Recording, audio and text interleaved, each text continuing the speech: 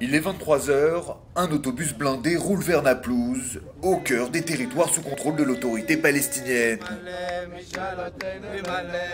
Ancien bastion de la seconde intifada, Naplouse abrite le tombeau de Joseph, l'un des lieux les plus sacrés du judaïsme.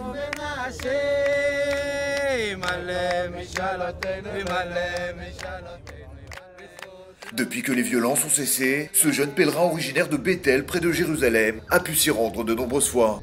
D'un côté, c'est une grande joie, et de l'autre, c'est très énervant de devoir rentrer ici la nuit comme des voleurs. On devrait pouvoir circuler librement dans n'importe quel endroit. Ici, c'est le lieu de rédemption des fils de Joseph et d'Éphraïm. C'est ici, à Naplouse, qu'ils sont arrivés d'Égypte vers la terre d'Israël. C'est un lieu qui unit le peuple d'Israël, et je prie pour que le peuple d'Israël soit uni.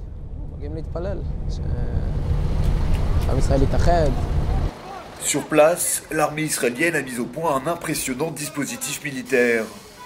Pour permettre aux Juifs de se rendre à Naplouse, 600 soldats sont mobilisés et la ville a été entièrement bouclée pour éviter tout incident. Tout se fait en parfaite coordination avec la police palestinienne, accusée pourtant par les pèlerins de ne pas respecter ses engagements. D'après les accords avec les Palestiniens, cet endroit aurait dû rester sous souveraineté juive. Mais les Palestiniens ne respectent pas ces accords et ne laissent pas les Juifs se rendre ici comme ils le voudraient.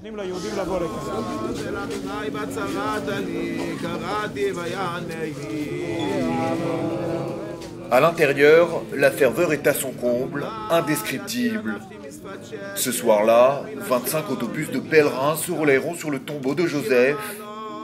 Parmi eux, le ministre de l'Information Yuli Edelstein, venu adresser un message de soutien du gouvernement israélien.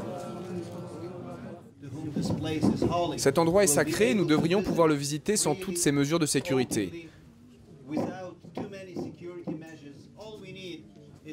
Tout ce dont nous avons besoin, c'est que les deux côtés fassent preuve de bonne volonté, surtout du côté palestinien. Malheureusement, nous ne trouvons pas cette bonne volonté.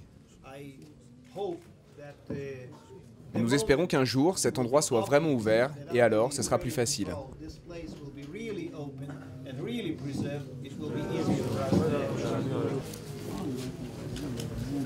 En attendant un improbable changement de statut du lieu saint, les pèlerins regagnent leur autobus.